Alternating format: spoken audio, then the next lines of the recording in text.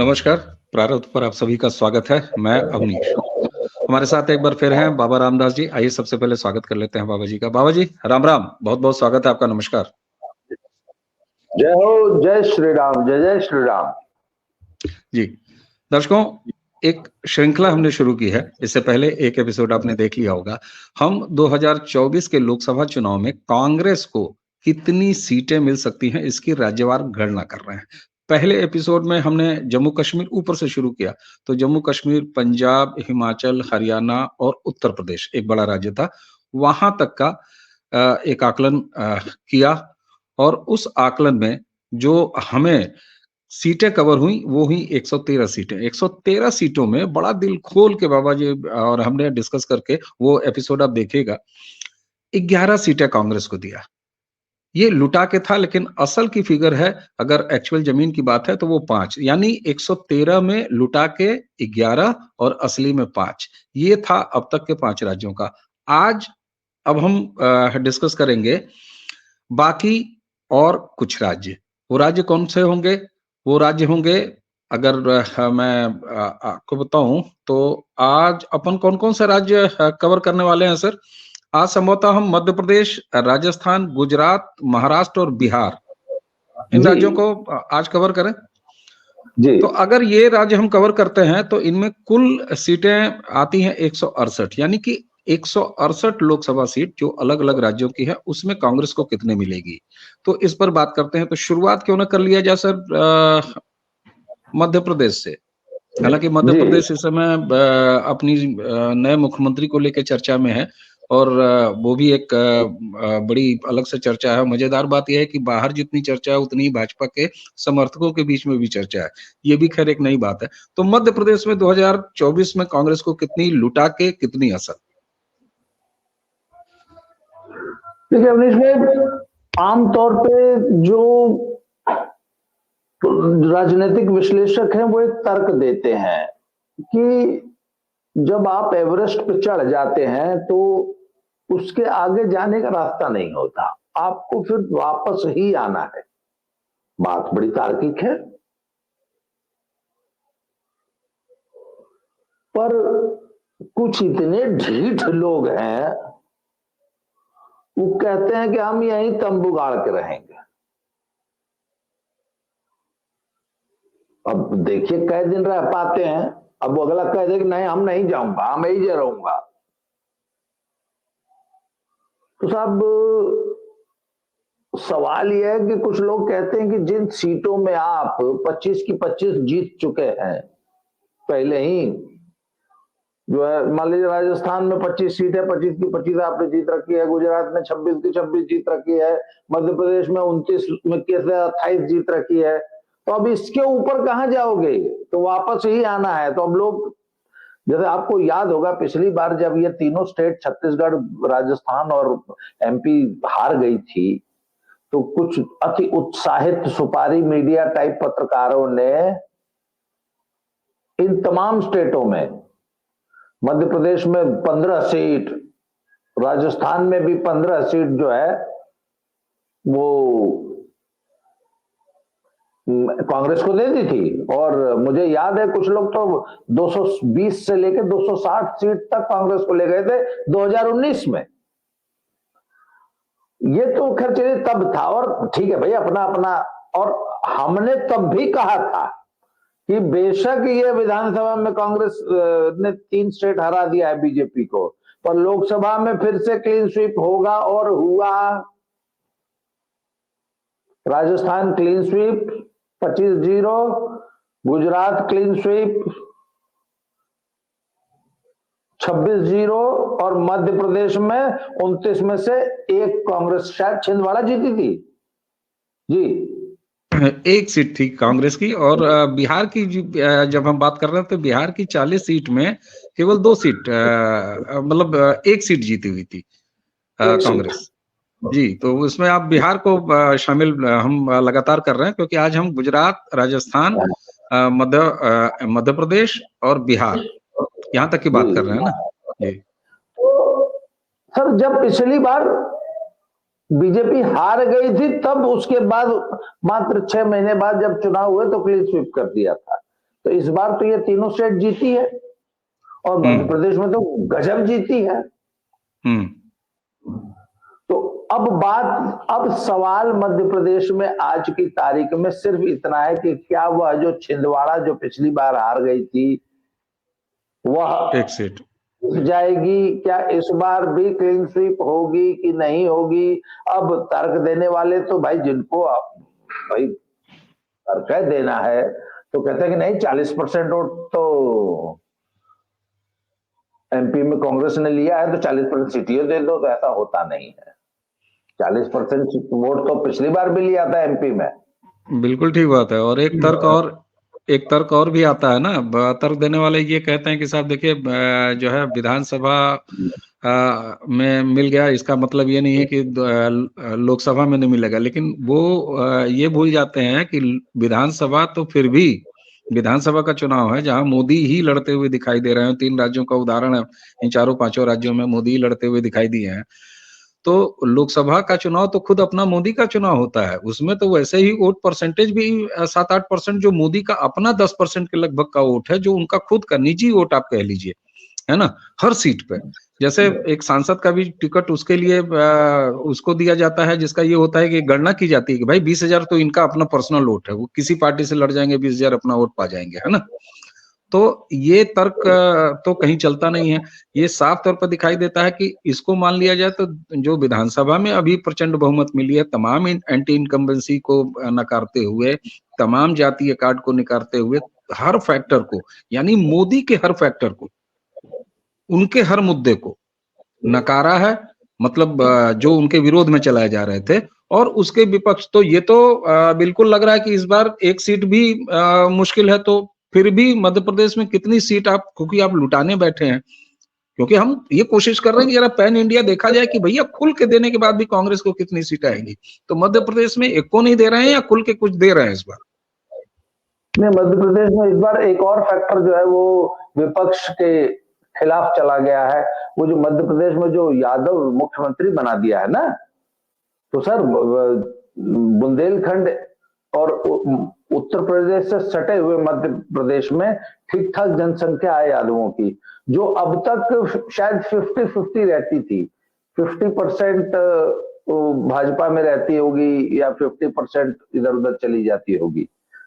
पर इस बार चूंकि यादव मुख्यमंत्री बना है तो मुझे लगता है कि वो एक अनदर क्लीन स्वीप में, और सर मैंने बड़ा कोशिश किया कि मैं एक आध सीट कोई दे दूं, बहुत मुश्किल है। तो इस बार भी Madhya Pradesh sir clean sweep होगा। कितनों लुटाने की कोशिश करूंगा सर, फिर भी चलिए छिंदवाड़ा एक दे देते हैं, वैसे है नहीं उसका भी चांस, फिर भी एक सीट ही दे पाएंगे सर। सर बड़ा मुश्किल है सर, आप समझिए बात को सर, बड़ा मुश्किल है, पड़ता नहीं है सर, नहीं दे पाएंगे, इससे ज्यादा नहीं दे पाएंगे सर। वैसे आनी तो जीरो है सर, आनी तो जीरो है, पर चलिए लुटाना है, मतलब नेग टाइप दे देते हैं, एक सीट दे देते हैं, चलिए एक दिया सर। चलिए, मतलब शुरुआत हुई तो पहले राज्य में आपने बोहनी कम से कम कांग्रेस की करा दी, हालांकि उम्मीद आपको बोहनी की नहीं है फिलहाल। आप लुटाने बैठे हैं, खुल के बैठे हैं, क्योंकि खुले दिल से जोड़ा तो जाए कि एक्चुअली 2024 में कांग्रेस को कितनी सीटें आ रही हैं, बड़ी महत्वपूर्ण सवाल है। देश की विपक्षी पार्टी है, इतनी पुरानी पार्टी है, तो हम तो मोदी जी के लिए एक अहम काम कर रहे हैं, उनका विपक्ष गिन रहे हैं बैठ के कि कांग्रेस कितनी सीटें आएंगी, ताकि मोदी जी को संतोष रहे कि विपक्ष रहेगा। कई बार वो कहते हैं ना कि अच्छे विपक्ष का रहना बड़ा जरूरी है, तमाम नेताजी लोग यही कहते हैं। अच्छा, अब दूसरा राज्य चलते हैं, बड़ा इंटरेस्टिंग है सर, 25 सीटों वाला राजस्थान। अच्छा, एक तो अभी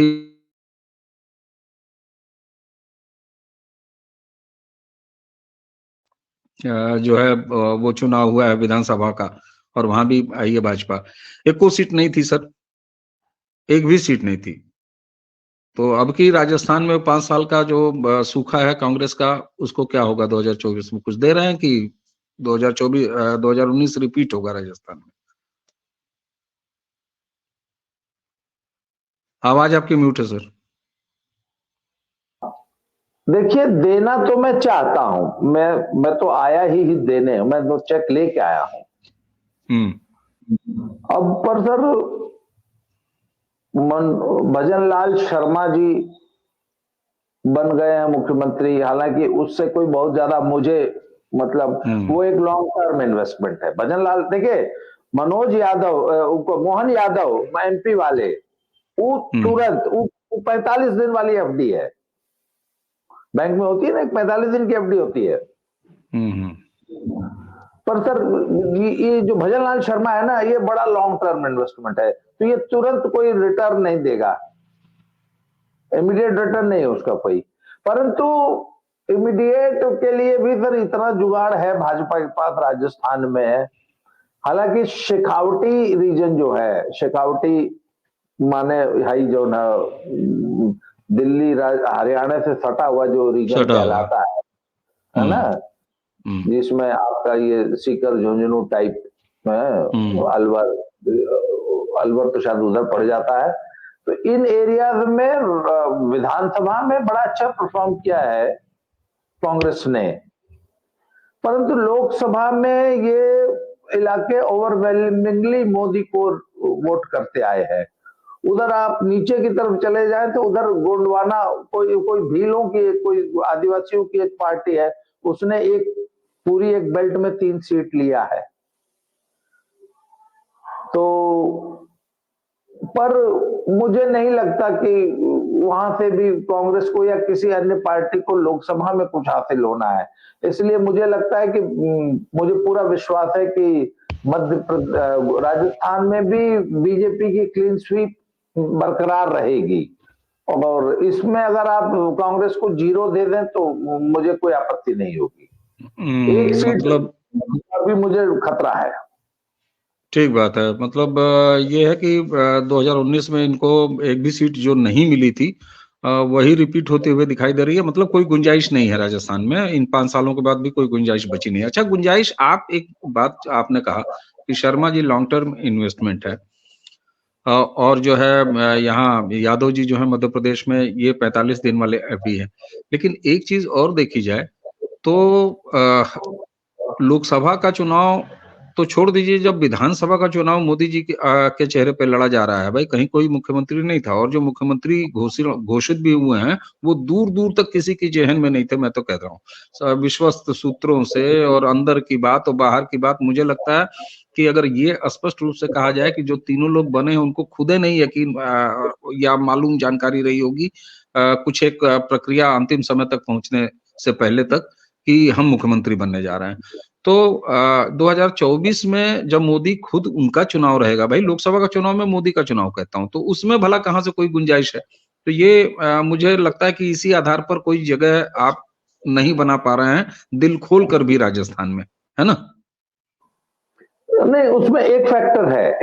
अगर आप पिछले 9-10 दिनों से सुपारी मीडिया के जो पत्रकार हैं उनके वक्तव्य सुनिए, उनका विमर्श सुनिए, तो उन्होंने एक तरह से लोकसभा के चुनाव में फैजल तो कुछ करेगा नहीं, फैजल तो दिन रात अपने दोस्तों के साथ गांजा पी के सोया रहेगा, इधर उसका बाप और भाई जो है मार दिए हैं सब। तो नजमा कितनों कह ले कि फैजल कब तेरा खून खोलेगा, पर देयर इज नो चांस कि फैजल का खून खोलेगा। अब अगर कुछ कर सकता है तो डेफिनेट ही कर सकता है, ये मान लिया है। तो सर बात यह है कि पिछले 10 दिनों से बहुत से पत्रकारों का और बहुत से नेताओं का है कि अरे रमन सिंह को, शिवराज को और वसुंधरा को इतना बेइज्जत कर दिए मोदी जी, ये लोग विद्रोह करेंगे कि नहीं करेंगे? काहे नहीं करेंगे? अरे भाई विद्रोह काहे नहीं कर रहा है? अरे इतना सीनियर को इतना बेइज्जत करके बैठा दिए सर, अरे भाई विद्रोह तो करना चाहिए, अरे अब विद्रोह नहीं करेगा तो कब करेगा? फैजल तेरा खून क्यों नहीं खोल रहा है? तो सर ये लोग सब लोग मिलके 3 फैजल पा गए हैं, रमन सिंह, शिवराज सिंह और वसुंधरा राजे, और इनको बार बार बोल रहे हैं कि अरे फैजल खून खिलाओ यार। तो बात ये इधर की राजस्थान के इस चुनाव में लोगों ने बहुत कुछ बातें की कि वसुंधरा राजे जी जो है नाराज है, हाई है, हाउ है, 40 ठो बागी खड़ा कर दी है, वो बागी पता नहीं का उपार लेगा। फिर जब चुनाव हो गया, रिजल्ट आ गया कि 40 ठो बागी लेके जो है वो भवन में जाके बैठ गई है, 40 ठो बागी बंद है, गहलोत के साथ मिलकर सरकार बना लेंगी, भाजपा तोड़ देंगी, हाई कर देंगे, हाउ कर देंगे, दुनिया भर की बातें। तो सर एक बात मान लीजिए कि फैजल तो कुछ करेगा नहीं, फैजल गांजा पी के टुल्ल है, टुन्न है। सारा दारोमदार ही वसुंधरा जी, रमन सिंह और शिवराज सिंह की बगावत पे है।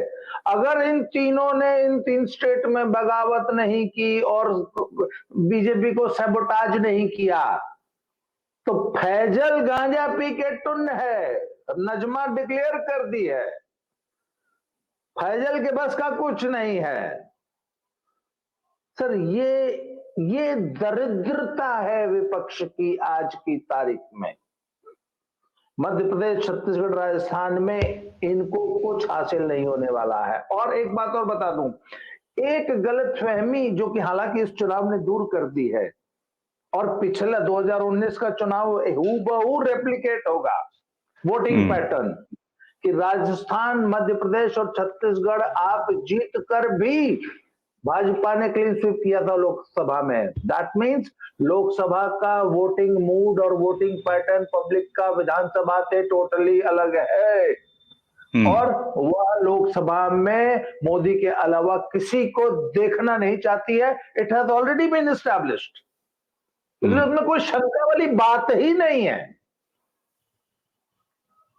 तो राजस्थान में मतलब पिछली बार की तरह बिल्कुल भी खाता नहीं खोलने जा रहे हैं? क्लीन स्वीप, क्लीन स्वीप, कहीं से कोई गुंजाइश नहीं है। देने को एक आध सीट दे सकते हैं आप, नहीं मान लीजिए अगर ये मतलब आप जिन फैजल पर इनकी उम्मीद टिकी हुई बता रहे हैं, कम से कम भारतीय जनता पार्टी में फैजल जैसी स्थिति तो कोई आने वाली नहीं है। तो शिवराज सिंह विद्रोह कर जाएं, वसुंधरा विद्रोह कर जाएं और छत्तीसगढ़ से कोई विद्रोह हो जाए, तो इस आस पर अगर टिके हैं तो भारतीय जनता पार्टी का रिकॉर्ड विद्रोह के मामले में बहुत अच्छा नहीं है। और खासतौर से 2014 के बाद तो एक बड़े नेक्स्ट लेवल का समन्वय दिखाई देता है पार्टी में। तो ये उम्मीद भी अगर मान लीजिए नहीं होती है तो फिर उस स्थिति में बिल्कुल 2019 वाला ही रिपीट कर रहे हैं राजस्थान, यानी कि एक भी सीट नहीं कांग्रेस को आप दे रहे हैं, खुल के भी नहीं दे रहे हैं। जी बिल्कुल कोई चांस नहीं। ठीक बात। तो चलिए मध्य प्रदेश और राजस्थान इन 2 जगहों में से मेरे ख्याल से आपने मध्य प्रदेश में खाता तो खोल दिया है। तो अब अगर चलते हैं गुजरात, जहां 26 सीटें हैं बाबा जी। 26 सीटों में 2000 राजस्थान में एक लिख ले रहे हैं। हाँ एक लिख लेते हैं, लिखने भाई अरे बोनी तो कराना चाहिए। चलिए राजस्थान में भी आपने है कुछ नहीं, एक्चुअल रियलिस्टिक दोनों में 0 ही है। लेकिन अब आप गुजरात, शायद गुजरात जाना पसंद करेंगे। अब आप गुजरात चले तो ज्यादा बेहतर है, क्योंकि 2019 में वहां भी एक भी सीट नहीं थी, 26 सीटें हैं लोकसभा की गुजरात में। तो गुजरात में कांग्रेस की 2024 में क्या स्थिति? सेम वही, सेम, कोई बदलाव नहीं आया स्थिति में, और किसी किस्म की कोई फटीग नहीं है, किसी किस्म की कोई मोदी सरकार के खिलाफ किसी किस्म की कोई एंटी इनकम्बेंसी नहीं है। सर आप एक बात को समझ लीजिए, आज विपक्ष के सामने सबसे बड़ी समस्या पता है क्या है? सर विपक्ष कोई मुद्दा नहीं ढूंढ पा रहा है। आखिर लड़ने के लिए, है ना, आखिर अटैक करे तो कहां करे? कोई तो विषय मिले, कोई तो मुद्दा मिले। सर एक विषय होता है जिसके लिए किसी भूमिका की जरूरत नहीं होती है। वो होता है कि भैया आपको शाही पनीर कितना पसंद हो, कितना ही ज्यादा पसंद क्यों ना हो, पर आप रोज नहीं खा सकते, है ना। एक नेचुरल हमारी ह्यूमन बॉडी की टेंडेंसी ऐसी है कि कुछ चीजों के प्रति कुछ दिनों में अरुचि पैदा होने लगती है। ये फॉर्मूला भी तो नहीं लागू हो रहा है। किसी किस्म की मोदी के प्रति एक स्वाभाविक अरुचि, या अरे यार चलो मोदी को बदल के कोई नया चेहरा देख लेते हैं। भाजपा के अंदर ये स्थिति तो आ सकती है कि कल को हो सकता है भाजपा का वोटर मोदी को बोले चलो मोदी जी हो गए बहुत, 10-15 साल हो गया, अब चलो योगी जी को देखा जाए या कोई और देखा जाए। ये बड़ी विचित्र बात आपने कही। अच्छा, अगर बाबा जी अगर सोशल मीडिया को देख लिया जाए तो एक आपने भी ध्यान दिया होगा जब से ये नतीजे आए हैं, और नतीजों से ज्यादा नतीजों के बाद तो चलिए एक जो है एक राय, जो मैं मोदी समर्थकों की बात कर रहा हूँ, भाजपाइयों की बात कर रहा हूँ, भाजपा समर्थक जो सोशल मीडिया पे अपने आप को इंडिपेंडेंट दिखाते हैं या कहते हैं, तो उनमें एक खुशी की लहर थी, वो तो ठीक था। लेकिन जैसे ही मुख्यमंत्रियों का चुनाव आया, चुनाव हुआ और नाम सामने आए, तो उसके बाद फिर वही सारी चीजें। तो आपने इस बीच में ये बड़ी इंटरेस्टिंग चीज कही कि ये अलग बात है कि भाजपा ये खुद भी आ जाए मोदी जी से। मैं आपको एक बड़ी मजेदार बात बताऊं, ये सब जो वो ये सब चंडू खाने के जो नए पत्रकार, जो सुपारी मीडिया है, जो अपने आप को अभी भी बेशर्मी से पत्रकार कहता है, परंतु एक अव्वल दर्जे का इन्फ्लुएंसर बन गया है सोशल मीडिया पे, और जो कि सरेआम 4-0 से ये चुनाव हरवा रहा था बीजेपी को, फिर कहता है मैं पत्रकार भी हूं। मतलब इन्फ्लुएंसर से भी बदतर स्थिति में आ गया। तो वो अभी उन्होंने एक नया चंडू खाने में जैसे नई दोबारा शुरू की है कि शिवराज और वसुंधरा और रमन सिंह को निपटाने के बाद मोदी जो है अब अगला नंबर लगाएंगे, क्या नाम, योगी बाबा का, और योगी बाबा को हटा के पता नहीं कौन फलाना चौधरी, फलाने मौर्य, फलाने को ऐसे मुख्यमंत्री बनाया जाएगा। सर मैं आपको बता रहा हूं, अगर ये चंडू खाने का कोई पत्रकार यूपी में पब्लिक में जाके ये बात कह भर दे कि बाबा को हटा के कौनो फलाने अलाने फलाने को मुख्यमंत्री बनाने की सोच रही है भाजपा, या सोच सकती है, या मैं चाहता हूं कि बाबा को हटा के फलानवा को बना दिया, सर जूतन जूतन दौड़ा के पब्लिक ऑन द स्पॉट मारेगी, स्वतः स्फूर्त। अरे साला तुम बाबा को हटाने की बात करता है। बाबा अगर लखनऊ से हिलेंगे तो सीधे दिल्ली जाएंगे, बीच में कोनो स्टॉपेज नहीं होगा। और भाई देखा, अगर बाबा को मैं एक सिचुएशन बता रहा हूं कि कल को अगर बाबा को दिल्ली जाना है तो लोकसभा तो लड़नी है उनको, लोकसभा लड़े बिना कोई आदमी कैसे जाएगा। परंतु ये बात भी सोच लेना आज के युग में सबसे बड़ी धृष्टता कहलाएगी कि आप बाबा को वहां से हिलाने की सोच भी लें। तो सर देखिए, भाजपा की स्थिति यह है कि भाजपा के प्रति किसी किस्म की एंटी इनकम्बेंसी या कोई पॉइंट विपक्ष के पास है नहीं। अभी तक कोई कमी आप खोज नहीं सकते। तो आखिर विपक्ष किस मुद्दे पे जाके लड़े चुनावा? फिर कोई मुद्दा तो चाहिए। एक मुद्दा मान लीजिए, जैसे हम इसी बीच एक मुद्दा डिस्कस कर लेते हैं।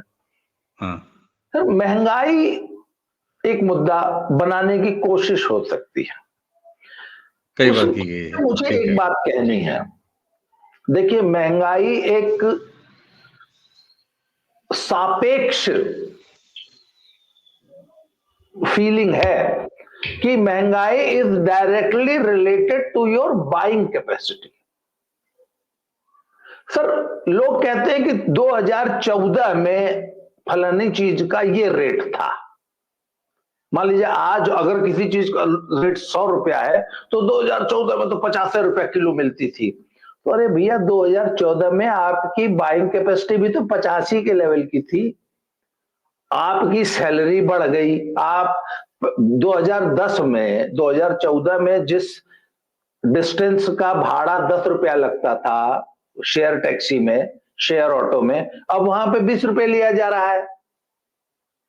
तो जब आप हर चीज में दुगना, इसका मतलब ई रिक्शा वाले की कमाई दुगनी हो गई ना 2014 की तुलना में अब तक। तो फिर दाल का दाम दुगना क्यों नहीं होना चाहिए? किसान को दुगना क्यों ना मिले अपनी चीज का रेट? दूसरी एक चीज सर कि महंगाई को कंट्रोल करने का जो सबसे बड़ा हथियार मोदी ने ये निकाला है, भाई देखिए, गरीब आदमी को महंगाई मुख्यतः 3 चीज की पिंच करती है। आटा महंगा नहीं होना चाहिए, चावल महंगा नहीं होना चाहिए, दाल महंगी नहीं होनी चाहिए, और खाद्य तेल महंगा नहीं होना चाहिए। अगर ये 4 item sir with in reach हैं, गरीब आदमी को महंगाई पिंच नहीं करती। क्योंकि हिंदुस्तान के 80% जनता के लिए आज भी खाद्य पदार्थों की महंगाई, हाँ, पॉपकॉर्न 800 रुपए का हो गया है का ना पीवीआर में सिनेमा देखते हुए, तो उससे गरीब आदमी का क्या मतलब है सर? गरीब आदमी के लिए दाल तेल नून ये महंगा नहीं होना चाहिए। तो अगले 5 साल तक जो 80 करोड़ लोगों को खाद्यान्न देने की जो योजना बनी है, अवनीश जी कहां चले गए? हेलो अवनीश जी, आप क्यों गायब हो गए? क्योंकि रिकॉर्डिंग अभी भी चल रही है, तो मैं बोलना कंटिन्यू करता हूं कि खाद्यान्न को जो अगले 5 साल तक फूड सिक्योरिटी के रूप में भारत सरकार दे रही है, वह फूड इन्फ्लेशन को कंट्रोल में रखेगी। इस वजह से ये कोई चुनावी मुद्दा नहीं है। अवनीश जी अचानक शो से गायब हो गए हैं। I am in the show but Avneesh ji is not there. तो ये हुआ, अवनीश जी आ गए। अवनीश जी कहां चले गए थे प्रभु? आपकी आवाज नहीं आ रही है। जी शुरू रखें आप जी। हाँ, मैं इस बीच बोलना मैंने शुरू रखा था आपकी अनुपस्थिति में भी। तो सर महंगाई मुद्दा नहीं है। तो सर ये मुद्दा विहीन विपक्ष आखिर किस मुद्दे से मोदी को हटाएगा? और भाई मोदी को हटाने के लिए आपको मतदाता को ये कन्विंस करना है कि ना यार इनको हटा के हमको बैठाओ, तो मतदाता पूछेगा ये तो क्यों हटाओ? इसलिए बड़ी निराशाजनक स्थिति है। सेम स्थिति सर गुजरात में भी है। इस बार भी खाता नहीं खोल रहे हैं, यानी ठीक बात है। तो 26 कर भी एक सीट नहीं दे, ठीक बात है। हालांकि बड़े खुले दिल से लुटाने के मूड में बैठे हैं, लेकिन गुजरात में आपको ऐसी कोई स्थिति नजर नहीं आती। अच्छा, अब एक बड़े इंटरेस्टिंग, ठीक है, अब एक बड़े इंटरेस्टिंग राज्य की तरफ चलते हैं। वो स्टेट है साहब आपका महाराष्ट्र। महाराष्ट्र में स्थिति देखिए, एक तो सीटों के मामले में महाराष्ट्र में 48 सीटें हैं और 48 में एक कांग्रेस के पास पहले ही 2019 में है। तो ऐसा नहीं है कि यहाँ पे आप इसकी बोहनी कोई कराएंगे।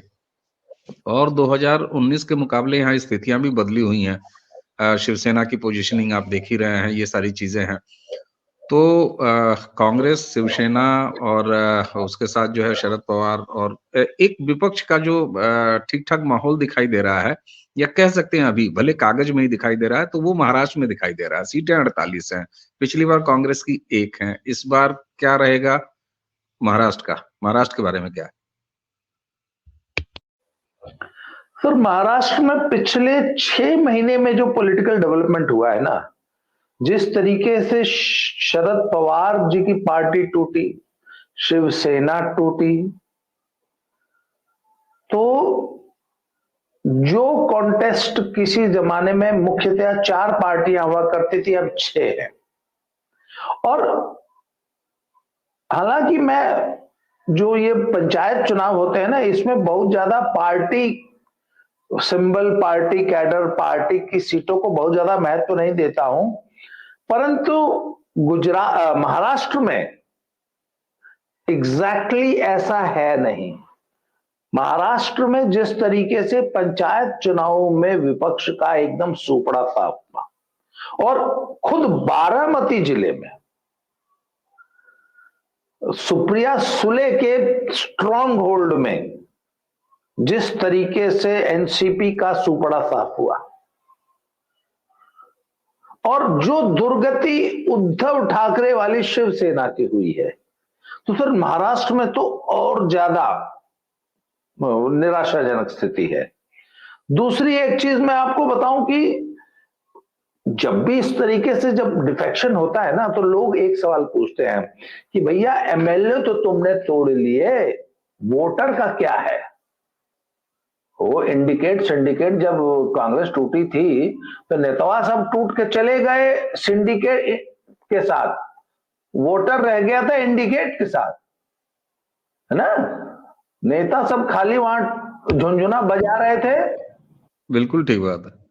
और ये उतना, हाँ नहीं उतना पुराना उदाहरण भी क्यों, उससे भी नीचे मतलब बहुत बात का भी अगर उदाहरण आप देखिए तो ऐसा बहुत बार हुआ है कि नेताओं का समझौता तो हो गया। ये बताइए 2019 में सपा और बसपा का गठबंधन हो गया था, लेकिन क्या जमीनी स्तर पर जो कार्यकर्ता थे या समर्थक थे उनके उनमें समझौता नहीं हो पाया, तो इसीलिए ना वो नाकामयाब रहा मामला। जबकि अपने आप में बहुत तगड़ा वो कॉम्बिनेशन था कि सपा और बसपा मिल जाए और भाजपा के खिलाफ लड़ जाए। तो बिल्कुल सही कह रहे हैं। तो महाराष्ट्र में स्थिति क्या आप देख रहे हैं? क्या एक सीट तो है, कुछ और बढ़ते हुए बनते हुए देख रहे हैं या बिगड़ते हुए ही देख रहे हैं? नहीं, मुझे कोई कहीं से ग्रो करने का तो चांस नहीं दिख रहा है कांग्रेस का, कम से कम। बाकी पार्टियों के में काफी ज्यादा सीटों के परिवर्तन की गुंजाइश है। जैसे हो सकता है शिवसेना, उद्धव ठाकरे वाली शिवसेना, वो बिल्कुल उसका समीकरण टोटली बदल जाए। एक नाथ शिंदे की पार्टी कैसे परफॉर्म करेगी, हालांकि ये समय बताएगा, अभी I am not very sure. NCP कैसे वो परफॉर्म करेगी, अजीत पवार की पार्टी कैसे परफॉर्म करेगी, ये भी मैं कुछ नहीं कह सकता हूं फिलहाल। अभी भाजपा पहले से बेटर परफॉर्म करेगी, इसमें कहीं से कोई गुंजाइश नहीं है। पर कांग्रेस की स्थिति में कोई सुधार नहीं, क्योंकि हम यहां बाकी की तो बात है, भाजपा क्या करने जा रही है इस पे हम अलग से एक वीडियो करेंगे सर। हाँ बिल्कुल, इसीलिए हम बहुत ज्यादा ये नहीं, उस पर हम जा भी नहीं रहे और बहुत ज्यादा हम लोग कारण भी नहीं गिना रहे कि वहां भाजपा कहाँ कितनी ले लेगी, शिवसेना की क्या स्थिति हो जाएगी। मैंने इसीलिए अपनी बात में कहा कि कागज पर ही सही, लेकिन INDI alliance, so called INDI alliance का अगर कुछ नाम दिखाई देते हैं तो महाराष्ट्र में दिखाई देते हैं। तो मेरे ये कहने का मतलब यही था कि हम कांग्रेस को कितनी सीटें मिल रही हैं उसके पर्सपेक्टिव से सोच रहे थे, है ना? और आपने शुरुआत में ही कहा था कि कांग्रेस की सीट आप जब जोड़ रहे हैं तो आप मान के चल रहे हैं कि इंडिया अलायंस हो चुका है, सो कॉल्ड इंडिया अलायंस हो चुका है, ये मान लिया गया है। उसके बाद हम कांग्रेस की परफॉर्मेंस जोड़ रहे हैं। तो इसका मतलब है कि 48 में से जो एक सीट कांग्रेस के पास पहले से है, उसको आप खुले दिल से मतलब उसी को कंटिन्यू करेंगे या एक आध सीट और बढ़ाएंगे 48 में से? सर मुझे तो डाउट है कि कहीं वो एक भी ना चली जाए, सच बताऊं। अच्छा। और बढ़ने की तो कोई संभावना है नहीं। क्यों? क्योंकि इंडिया अलायंस के जो 3 घटक हैं वहां पे, वो तीनों खुद जीरो पे आ गए हैं। अगर इस बार उद्धव ठाकरे की शिवसेना को एक भी सीट न मिले, मुझे कतई ताज्जुब नहीं होगा। शरद पवार साहब अपनी इज्जत कुछ बचा ले जाएंगे, 2-3-4 सीट उनकी आ सकती है, उनका पूरी तरह सुपड़ा साफ नहीं होगा। उद्धव ठाकरे का और कांग्रेस का पूरा सफाया हो सकता है। तो सीट सर वही एक दे देते हैं, जो एक चली आ रही है ना, वही एक दे देते हैं। वैसे उसकी भी संभावना है नहीं। बिल्कुल। और एक चीज और भी है ना कि बहुत ज्यादा जब विपक्ष में बिखराव होता है तो ऐसे में भी एक वोटिंग पैटर्न या वोटिंग स्टाइल ये भी है, वोटर का एक चलन ये भी होता है कि फिर वो जो एक सही ठीक ठाक जीतने वाली पार्टी है उसकी तरफ चला जाता है। भले वो समर्थक कभी शिवसेना का रहा हो, वो समर्थक कभी ये जो है आपके घड़ी वाला जो इनका पार्टी थी शरद पवार की उसका रहा हो, लेकिन वो जब देख रहा है कि ऐसा कुछ हो नहीं पा रहा है, अच्छा मामला विधानसभा का है भी नहीं, लोकसभा का इलेक्शन है, तो लोकसभा के इलेक्शन में वैसे ही पैन इंडिया ये बदलाव देखा गया है कि वोटर जो है विधानसभा में किसी और मूड से वोट करता है, प्रायोरिटीज उसकी अलग होती हैं और लोकसभा में एकदम ही अलग होती हैं, तो बड़ा फर्क पड़ जाता है। अच्छा, अगर अब मोटा-मोटी जोड़ लिया जाए तो हम लोगों ने कितनी स्टेट, क्योंकि पिछली बार हम लोगों ने 112 सीटें डिस्कस किया था, तो हम चाहते हैं कि 112 के ही लगभग सीटें हम लोग इस बार भी डिस्कस करें। तो राज्य के मामले में हम लोगों ने मध्य प्रदेश का सर 29 सीट और 25 सीट राजस्थान की, ये कितने हो गए सर? ज़रा आप जोड़ते चलिए, और गुजरात की 26 सीट, और उसके साथ हम लोगों ने डिस्कस किया ये 48 सीट आपकी हो गई महाराष्ट्र की। तो महाराष्ट्र में ये तो 128 सीट हो चुकी है। तो 128 सीट हमने जोड़ लिया। अब इसमें दिल खोल के जो आपने कांग्रेस को सीटें दिया है, तो उस हिसाब से कितने की टैली बनती है इन 128 सीटों में, जो कि 1, 2, 3, 4 राज्यों में हम लोगों ने तो 3 सीट। तो 128 में कांग्रेस को 3 सीट, इन 4 राज्यों में 3 सीट। 3-4 में राज्यों, हर राज्य में बोहनी करा दी है, गुजरात में नहीं हो पाई है। गुजरात में कांग्रेस की बोलने में। महाराष्ट्र में 1 सीट दे दिए हैं, 1 एमपी में दे देते हैं, 1 राजस्थान में भी दे दी है। गुजरात में नहीं दे पाएंगे सर, सॉरी, करता नहीं है। गुजरात में नहीं दे पाए, तो चलिए 3 सीट के साथ पहले 12 सीट थी, उसमें 11 सीट आपने बड़े खुले दिल से दिया था, असलियत में 5 देना चाहते थे, तो ये 3 हो गया, तो 5, 3, 8 माना जाए, और खुल के अगर मान लिया जाए तो 11 और 3 14 सीट अभी तक आप दे दिए। कितने में? 112 और 128 कितने हो गए सर? 200 लगभग 38 238 लोकसभा सीटों में आपने कितने दिए कांग्रेस को? खुल के आपने दिए हैं 14, और असली में बन पाए हैं 8। 8 भी नहीं बन पाएंगे सर, 8 कैसे बन जाएंगे? 8 भी नहीं बन पाएंगे। इन तीनों राज्यों में आना असल में 0 ही है, क्योंकि मुझे इस बार छिंदवाड़ा वाली सीट पे डाउट लग रहा है। इस बार लोकसभा में छिंदवाड़ा जीत पाएंगे कमलनाथ वापस? कांग्रेस के लिए मुझे डाउट है इस बार। ठीक है सर, तो इस हिसाब से अच्छा, इसमें ऐसा भी नहीं है कि चूंकि आप जो है ये बात कर रहे थे कि ये मान के चल रहे हैं कि इंडिया अलायंस हो चुका है, तो अभी तक की जितनी हम लोगों ने स्टेट गिने हैं उसमें कोई और इंडिया अलायंस का घटक दल ऐसा तो मिला नहीं जिसको कोई सीटें मिलेंगी, या हम जोड़ ही रहे हैं कांग्रेस की, इसीलिए हम लोगों ने यूपी में सपा बसपा को कितनी मिलेगी उस पर कोई बात नहीं की।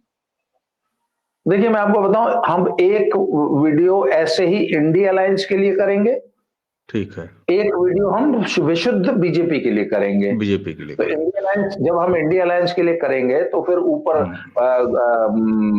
जम्मू एंड कश्मीर में, लद्दाख में 3 सीट हम इंडिया अलायंस को देंगे।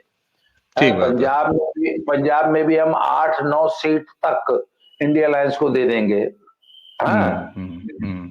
भाई उसमें न कांग्रेस आए, आम आदमी पार्टी तो है ना, आम आदमी पार्टी है, ठीक है, तो वो एक इंडिया अलायंस का अलग से फिर हम लोगों को एक एनालाइज करेंगे। तो इसका मतलब ये है कि अभी तक हम लोगों ने जो टोटल डिस्कस किया वो जम्मू कश्मीर, पंजाब, हिमाचल, हरियाणा, उत्तर प्रदेश, मध्य प्रदेश, राजस्थान, गुजरात और महाराष्ट्र, इतने स्टेट, यानी लगभग ये आपके हुए 128 238 सीट के आसपास, जिसमें से जो है वो अगर नंबर अगर बोला जाए तो लगभग जो है वो 8 सीट के आसपास कांग्रेस की दिखाई दे रही है, बड़ा खोल खाल के, फैला फूलू के, आराम आराम से। तो ये रहा आकलन, और मुझे लगता है कि आज जो है वो समय फिर हो गया है, तो बाकी राज्यों को आज बिहार डिस्कस करना था ना हमने, आज नहीं, बिहार करेंगे तो ये वीडियो लंबा हो जाएगा, करीब 40 मिनट से ऊपर ऑलरेडी हो चुका है, तो आज का यहीं रखते हैं, और मेरे ख्याल से अगला 2 और एपिसोडों में हम पूरा जो है वो कांग्रेस की सीटें हम पूरे देश में गिन लेंगे, या हो सकता है अगले एपिसोड में ही अगर हम 40 मिनट का एक करेंगे तो उसमें हम बाकी सारी देंगे, क्योंकि वो छोटी छोटी विधानसभाओं की सीटें हैं, बहुत ज्यादा नहीं है, बिहार, बंगाल यही बड़े राज्य हैं, उड़ीसा वगैरह, तो इससे ज्यादा नहीं है। तो ये था दर्शकों, मुझे लगता है कि सबसे मजेदार राज्य डिस्कस करने के लिए है ही बिहार, बिल्कुल, तो बिहार में हम लोगों को अच्छा खासा समय लगेगा, तो हो सकता है अगले 2 एपिसोड में हम लोग बात कर लेंगे, और बिहार को जब हम डिस्कस करेंगे तो उसमें व्यालोक भाई को बैठाएंगे, बिल्कुल व्यालोक जी को साथ लेंगे। तो दर्शकों, आज के लिए हम लोगों को आज्ञा दीजिए। तो ये एक सिलसिला जो हम लोगों ने चलाया उसका दूसरा एपिसोड है, पहला एपिसोड का लिंक भी इस वीडियो के डिस्क्रिप्शन में आपको मिल जाएगा। ये वीडियो आपको दद्दा की खरी खोटी और प्रारब्ध दोनों पर उपलब्ध है, तो हमें उम्मीद है कि इस सीरीज का आप आनंद लेंगे, और हम खुले मन से ये जोड़ने का प्रयास कर रहे हैं कि 2024 के लोकसभा चुनाव में सीटें मिल रही है। कांग्रेस की तरफ से हम बड़ी मेहनत कर रहे हैं जमीन पर, कांग्रेस के लोगों को हमें धन्यवाद देना चाहिए। दर्शकों, हमें उम्मीद है कि आप इस अलग तरह के चुनावी सर्वे और चुनावी आकलन का आनंद ले रहे होंगे। तो बाबा जी, आज के एपिसोड में दर्शकों से विदा लीजिए। आपको बहुत बहुत धन्यवाद। और दर्शकों, इसी के साथ आप सभी को नमस्कार, प्रणाम। प्रणाम।